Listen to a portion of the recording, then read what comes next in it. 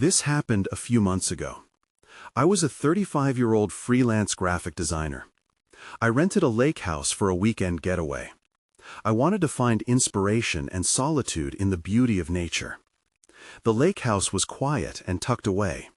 I felt a little eerie as I drove up, but the trees were tall and green. The air smelt fresh. When I arrived, I unloaded my bags and set up my workspace by the window. The view was beautiful. I could see the sun shimmering on the water. I spent my first day sketching and soaking in the peaceful surroundings.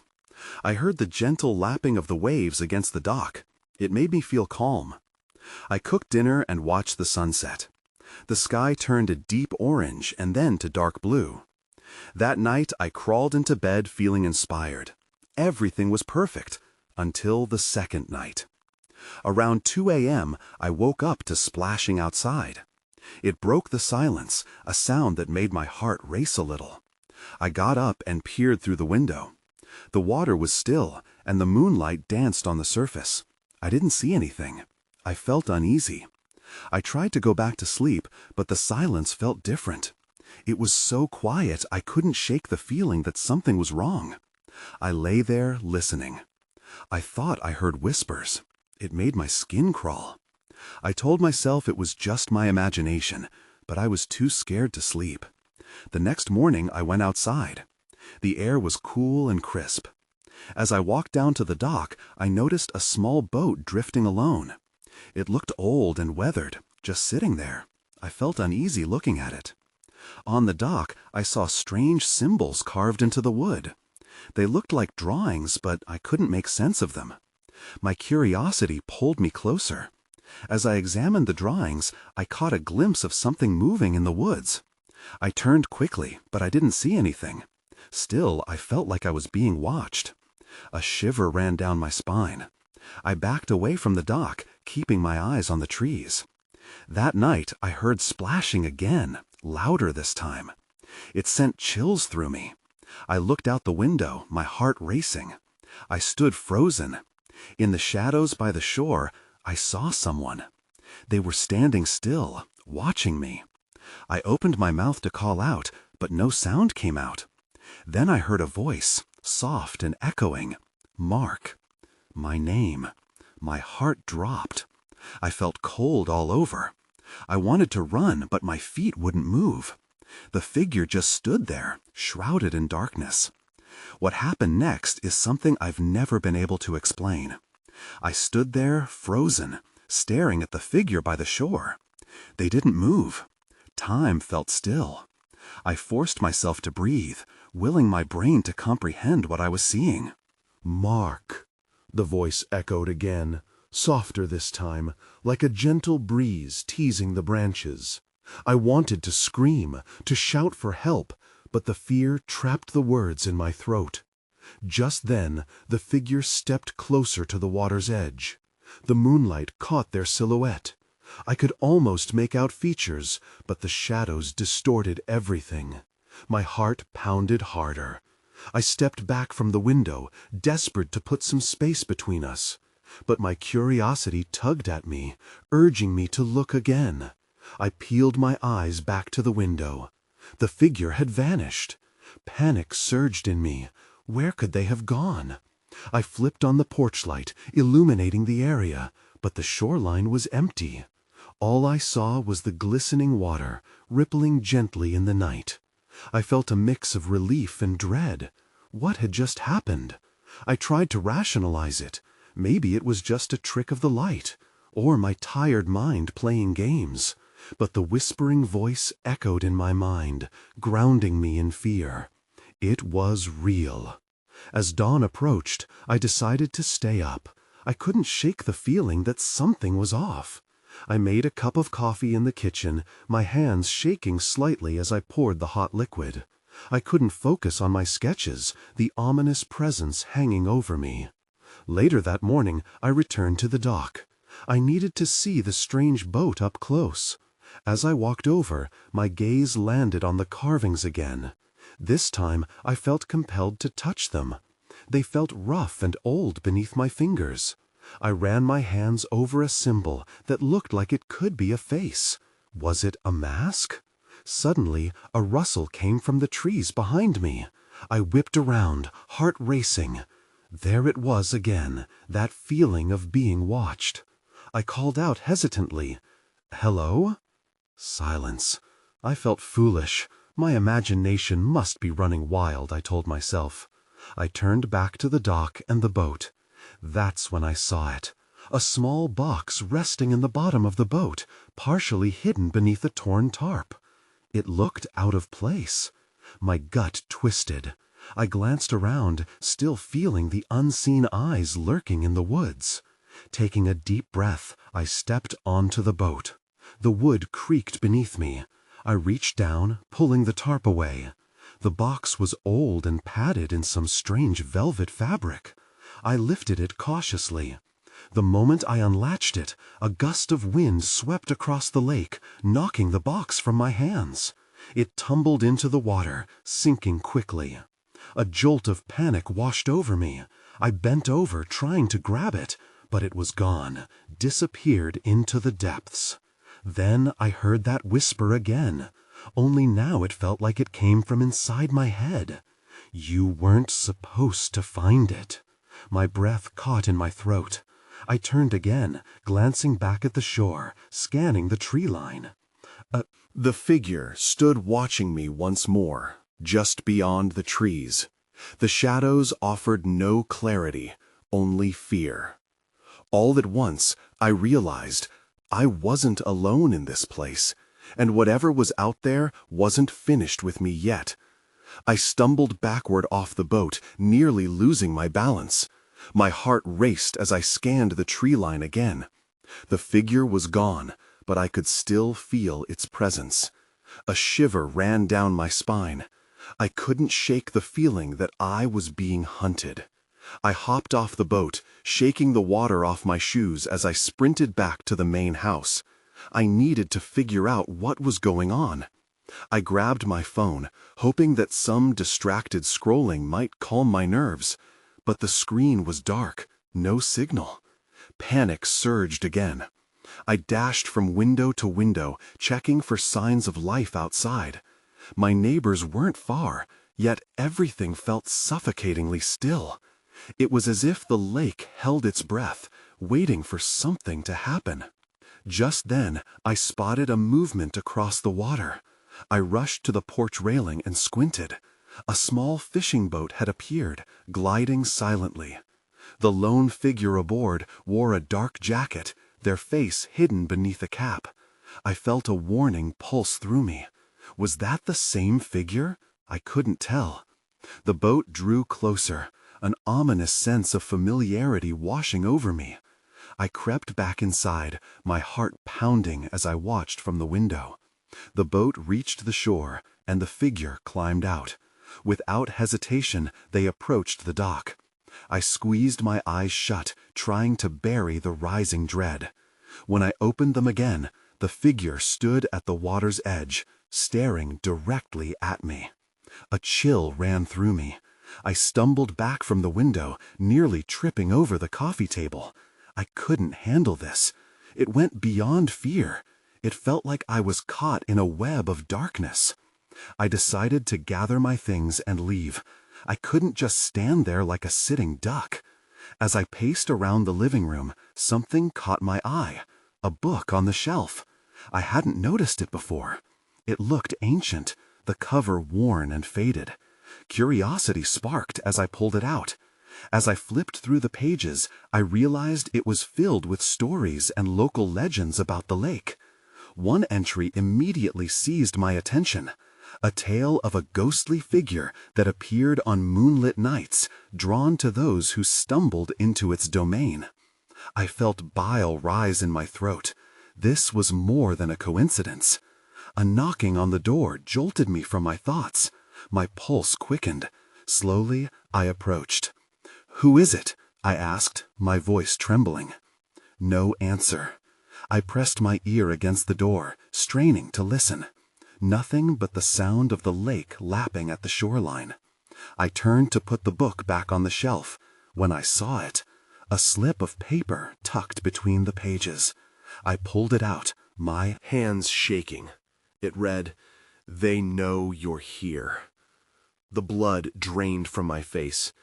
Every instinct screamed to run, but where would I go? I peered through the window again, and a cold wave of realization washed over me. The figure by the dock was no longer visible. Something inside me knew that whatever was happening had only just begun. I couldn't stay in the house any longer. Panic gnawed at my insides as I quickly gathered my things. I stuffed my phone, the book, and a flashlight into my bag. I needed to get to my neighbor's house. It was the closest refuge I could think of. Just as I reached for the door, the knocking returned, louder this time. I froze, my hand hovering over the doorknob. There was something unsettling about that knock. It felt intentional. Part of me wanted to answer. The other part screamed to stay silent. "Who is it?" I tried again, my voice barely a whisper. Still nothing. But then a cold breeze swept through the hallway, rattling the window panes. I instinctively stepped back, my back pressed against the wall. The air felt charged, heavy. I could almost hear the lake whispering its secrets. And then, in a flash, I remembered the stories from the book. They spoke of a watcher, a figure that would reveal itself when the time was right. I couldn't shake the feeling I was being tested. Deciding it was now or never, I yanked open the door and bolted outside. The moon illuminated the path, making it easier to navigate the terrain. I sprinted toward my neighbor's cabin, fear driving me forward. As I dashed past the edge of the lake, I glanced back. There was nothing at first. Then I saw it, a shadow moving among the trees just beyond the water's edge. My breath hitched. I picked up my pace, gripping the strap of my bag tightly.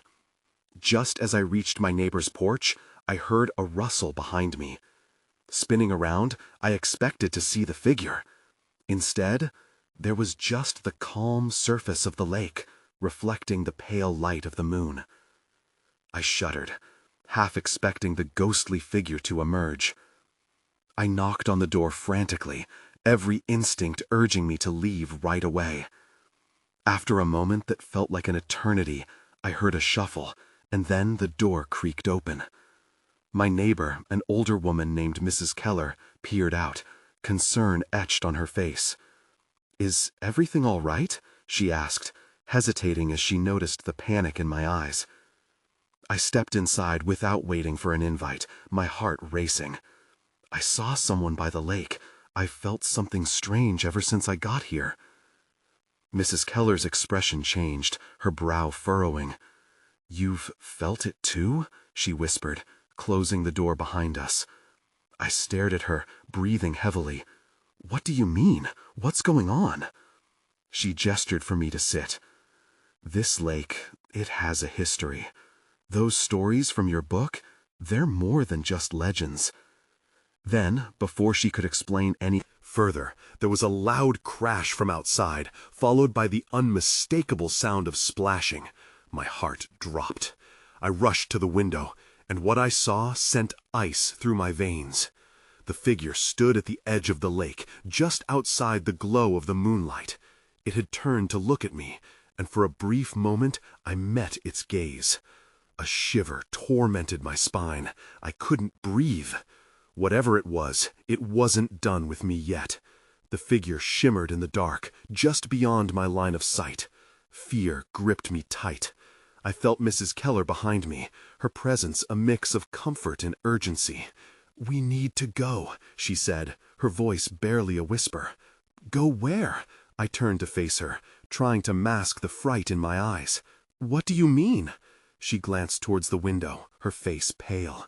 "There are places you can't confront it. Right now, we need to stay away from the lake." "Why? What's happened here?" I demanded. I needed answers, but in that moment, all I could focus on was the haunting silhouette still watching. "This isn't just your average lake house," It draws people in, but it's deceptive, Mrs. Keller explained hurriedly, tugging on my arm. People have disappeared. Some return, but they're never the same. I felt a chill race down my spine. Return? Disappear? What are you saying? She sighed, her shoulders sagging as she leaned closer. It's what happens when you're too close to the edge. You feel it calling you, don't you? I opened my mouth to reply, but all I could do was nod. Yes, I had felt it. The strange allure, the whispers in the wind. Suddenly, a crashing sound echoed again, this time louder, more forceful. My heart raced as I turned back to the window. The figure had moved closer, its features now faintly visible. It was human? Skin glimmered an unnatural hue, almost translucent under the moonlight. My breath quickened, and I stumbled back. We need to leave now. Before Mrs. Keller could respond, a loud bang reverberated against the door. I spun back, terror mounting. What was that? Stay away from the door, she whispered urgently. The pounding continued, relentless and demanding. Each thud echoed my heartbeat. I glanced at Mrs. Keller. Her eyes were wide, filled with a mix of fear and sorrow. If it breaks in, she began, but stopped short as the door rattled on its hinges. Just when the doorframe looked ready to give in, the noise lowered to a low growl, and then silence fell over us, the kind of silence that felt wrong. I exchanged a glance with Mrs. Keller. There was an understanding in her eyes, one that fueled both my fear and determination. Why do they come for us? Why now? I asked, searching her face for answers. This time it's different, she replied sadly. You're new. They're drawn to the unfamiliar. The poor souls trapped within are restless. Souls? Just then, a gnarled hand clawed through the wood, splintering the doorframe. The urgency in the atmosphere thickened. Something was breaking in. "I'll get us out through the back," Mrs. Keller shouted abruptly. "No, wait," I cried, hesitating. But there was no time for hesitation. She grabbed my wrist and pulled me towards a doorway at the rear of the cabin. Just as we slipped through, the door burst open, and a cold wind succeeded the intrusion. I looked back, startled by a chilling realization. The figure wasn't just outside anymore. It was inside, too. We rushed into the narrow hallway of the cabin, the air thick with tension. I could hear the splintering door behind us, the soft crunch of wood as the figure forced its way through. Mrs. Keller led the way, her grip on my wrist unyielding as she pulled me further back, away from the chaos. "Where do we go?" I stammered, my mind racing. The shadows around us seemed to stretch and twist, and I felt the weight of unseen eyes creeping closer. "There's a cellar. It's our only chance," she said, urgency lacing her words. We hurried past a staircase leading to the upper floor. I glimpsed a photo hanging crookedly on the wall. Was that a normal family picture? Or were those the faces of some of the missing? I forced my gaze away, unable to shake the feeling that they were watching me too. We reached a door at the end of the hallway. Mrs. Keller pushed it open with a swift shove, and we tumbled inside the dimly lit room. The air was heavy with dust and dampness. I could barely make out the outline of old crates and what appeared to be fishing gear piled in the corner. A flickering bulb sputtered above us, casting eerie shadows against the walls. "Stay quiet," she said as she peered through the small window, her breath shaky. "We can't let them know we're here." I nodded, my pulse thumping in my ears. Just as I was about to ask her what we could possibly do next, I heard it, a low, distorted voice echoing from above. It murmured something unintelligible, a chilling sound that slithered through my thoughts like ice. "Do you hear that?" I whispered, my heart racing. Mrs. Keller nodded, her expression grave. "That's their call. It's how they lure you in. Under no circumstances should you respond." Respond? I felt the urge to call out, to answer back, but terror held my tongue. There was a heaviness in my chest, like something long buried was clawing its way up, desperate to break free. I couldn't shake the feeling that whatever was haunting this place was linked to me now. Then, through the dim light, I noticed a trapdoor just to the side of the room. "What's down there?" I pointed, curiosity mixing with fear. "Nothing good," she said, frowning, "but it might be better than waiting for them to find us here." Before I could argue, she pushed aside some crates to access the door. It creaked open, revealing a dark hole that seemed to lead into nothingness. The darkness beckoned, more enticing than the nightmare above us. Just as we were about to descend, a loud crash echoed in the cabin. The window shattered as the figure plummeted in, shards of glass twinkling like falling stars. My breath hitched as the distorted voice grew louder, now twisted with anger. "Mrs. Keller, what do we do?" I yelled.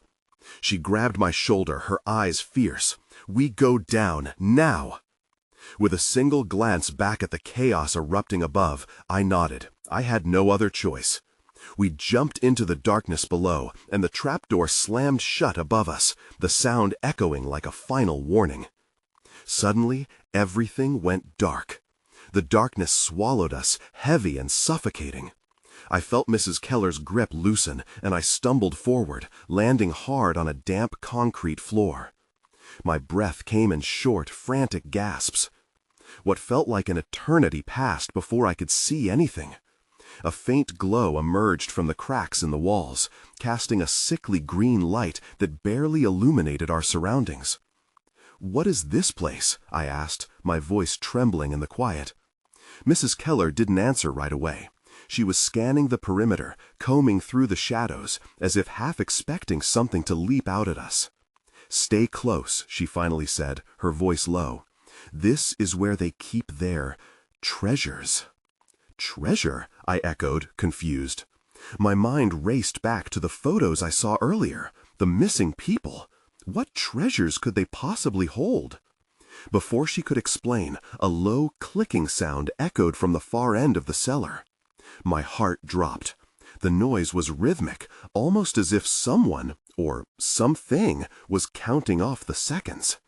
I turned slowly, scanning the darkness. I could see the faint outline of shelves lining the walls, cluttered with jars and rusted tools. "Do you hear that?" I whispered, trying to keep the panic from bubbling over. "Yes," she replied, her eyes narrowing. "We need to move." We stepped cautiously along the edges of the room. I could feel something watching us, lingering just outside the dim light of the room.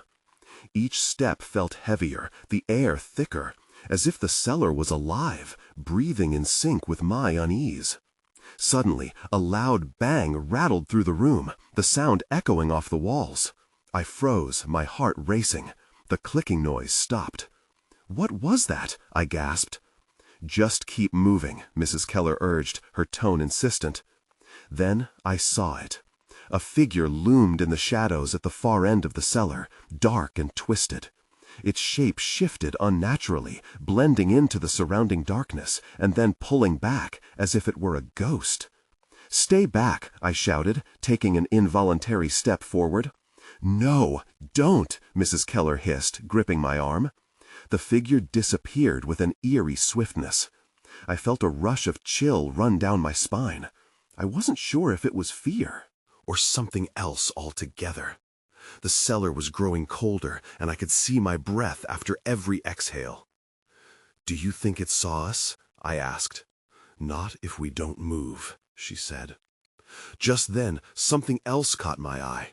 A small, rusty key glinted in the fading light near one of the shelves. Curiosity drew me closer despite the danger. There was something off about it, like it belonged to a lock that wasn't meant to be opened. "I need to check that out," I said, taking an instinctive step toward it. "No!" Mrs. Keller gasped, but I didn't stop. I reached for the key, my fingers brushing against something cold and slick. As I gripped it, the clicking sound returned, louder this time. My instinct screamed for me to run, but the pull of the key was undeniable. That's when I saw it. The figure was back, closer than before, and it was not alone. "Run!" Mrs. Keller shouted. With my heart hammering in my chest, I dropped the key and sprinted back to her. Whatever was lurking in the shadows wasn't just watching us anymore. It was coming for us. The cellar door behind us creaked ominously. The door creaked louder, and I felt every nerve in my body scream for us to escape. With Mrs. Keller at my side, we dashed deeper into the cellar, searching for anything that might provide shelter or a way out. The faint green light flickered, casting long shadows on the walls that seemed to stretch and grasp toward us. "What do we do?" I whispered, panic rising in my chest. "We need to find an exit," she said, her voice steady despite the fear in her eyes. "Keep moving. If we can make it to the other side, there's a chance we could find a way out." As we ran, I caught glimpses of the shelves lined with strange artifacts. Jars filled with murky liquids, faded photographs, and odd trinkets that didn't belong in a place like this. Each time I dared to glance back, the figure lingered in the darkness behind us, moving as if it enjoyed the chase. I stumbled over a loose stone, almost falling. Mrs. Keller caught my arm and pulled me back to my feet. "Focus," she urged. "Don't look back too often. We need to keep our speed up." We reached the end of the cellar, where the wall met a solid, heavy door. It was locked, the iron rusted and crumbling. Mrs. Keller pounded on it with her fists, desperation bleeding into her actions. "Open, open," she muttered, her breath coming in sharp gasps. I looked around for anything that might help. Then I noticed it. A series of old hooks on the wall behind the door. They were out of place, like they faded into the background of the cellar. Glancing at them, an idea sparked. The key! I mustered my courage and ran back to where I had dropped it, snatching it up with trembling hands. It felt heavier than before as I turned it over.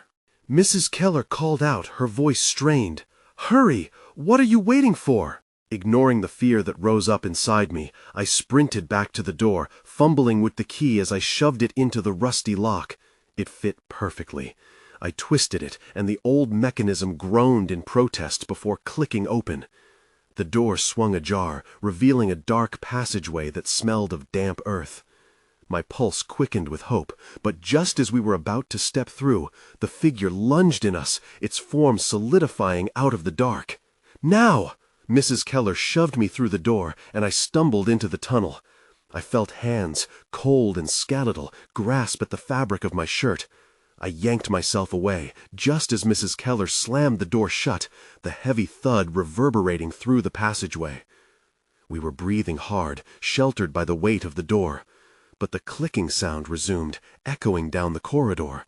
"What is that?" I gasped, my voice shaking. "We have to keep moving," she said, eyes wide. "If it breaks through, we won't make it." Gripping the key tightly, I glanced back at the door. No sound came from the other side, but the darkness seemed to pulse around us, alive and eager. And then I felt it, a soft breath on my neck, cold and chilling. I turned quickly, but there was nothing there, only the shadowy shapes along the walls. "What was that?" I said, fear creeping back into my voice. Mrs. Keller didn't respond. Instead, she pushed me forward.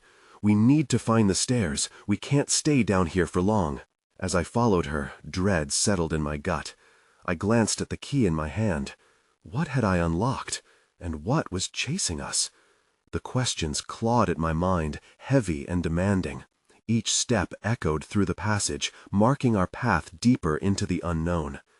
That's when I heard it again, A whisper, faint but insistent. It called my name, chilling my bones. And somewhere, in the depths of the cellar, the clicking grew louder. The tunnel stretched on, the air thick and musty. Each breath felt like a struggle, and I could hear the faint thud of my heart in my ears. Mrs. Keller was still ahead, her silhouette barely visible in the dim light. "Do you think it followed us?" I asked, forcing my voice to be steady. She hesitated, glancing behind us. "I don't know. We can't risk it. Keep moving," she said, urgency creeping into her tone.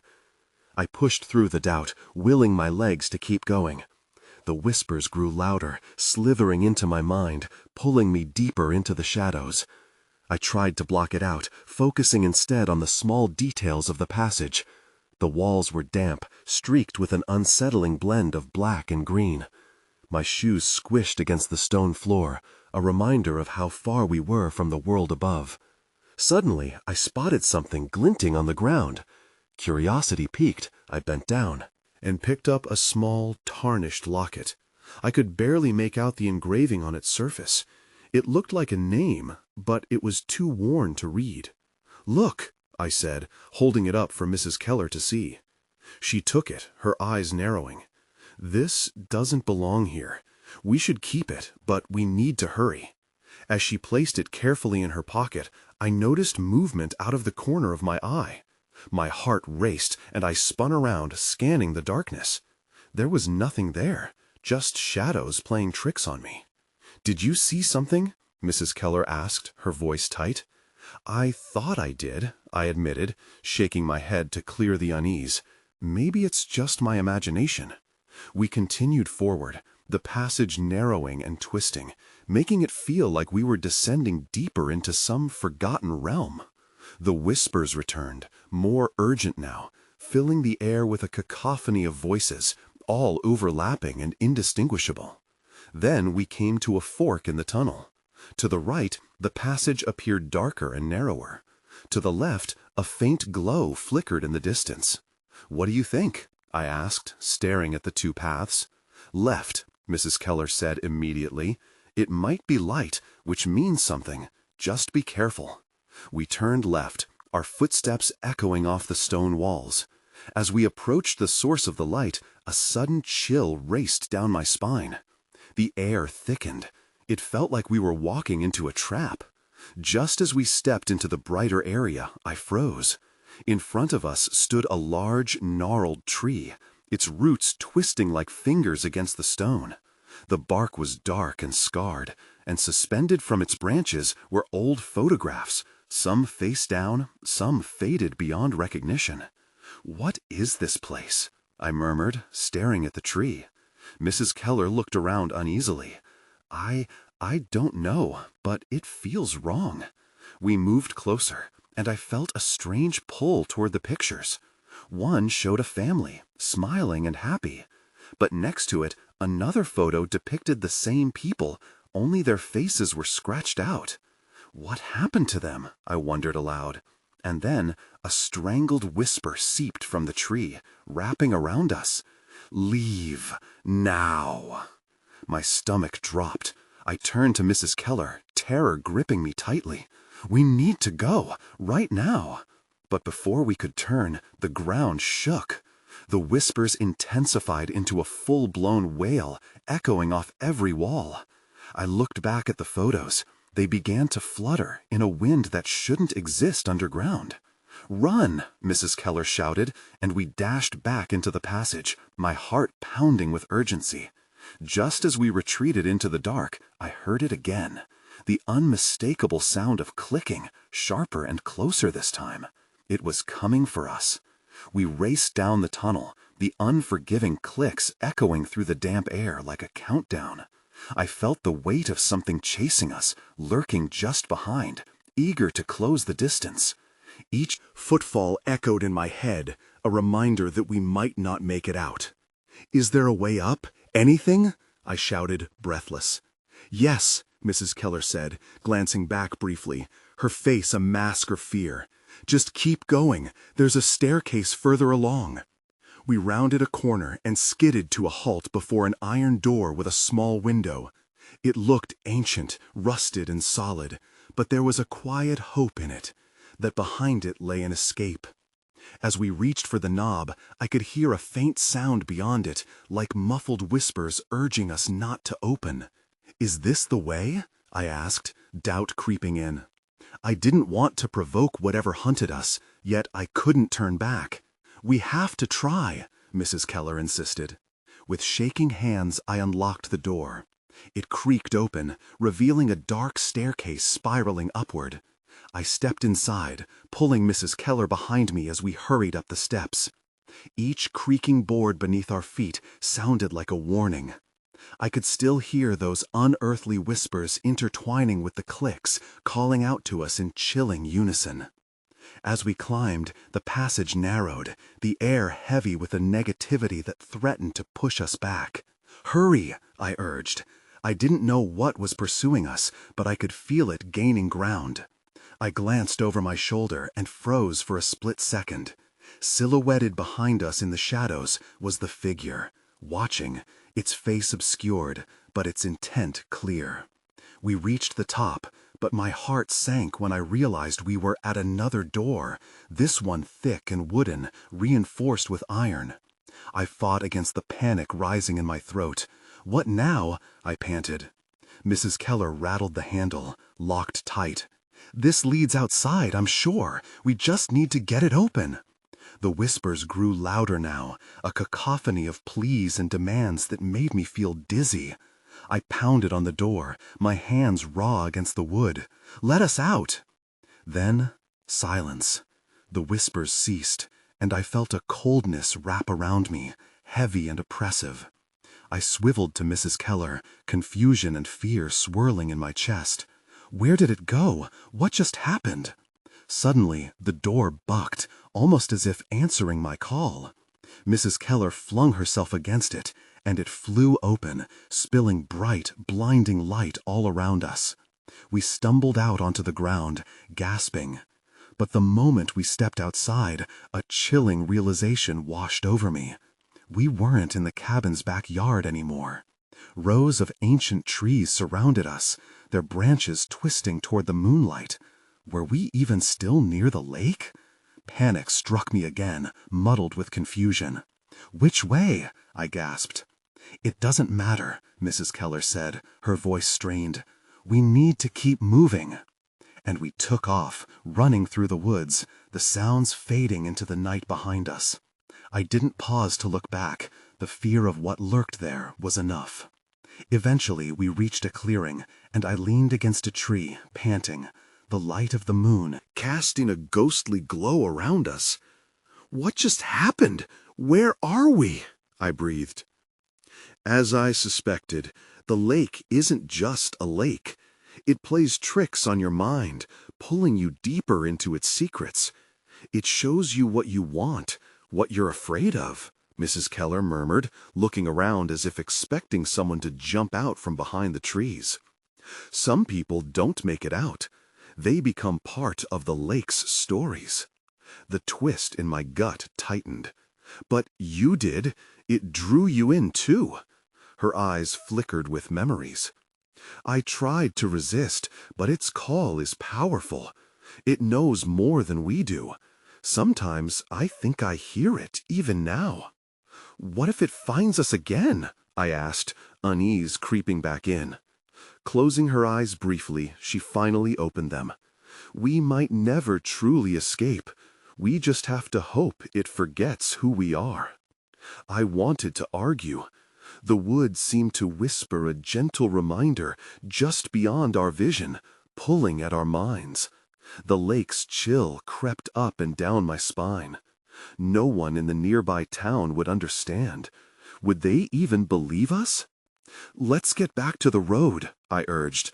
But as we turned away from the trees, I glanced back, half expecting to see the figure waiting for us. But nothing stirred in the darkness. Yet deep in my gut, I knew it was still there, watching, waiting for the right moment. And even if we got back, that sense of something lingering, something sinister, would remain, unseen but ever present. Days passed after that night. I moved away, leaving memories behind. I still think about the lake sometimes, especially on clear nights with a bright moon. I've heard stories in passing, hints of missing people and eerie whispers. Some faces in photographs are still scratched out in my mind. And I wonder about Mrs. Keller. Did she escape it too? Or was she destined to wander the woods forever? I never went back.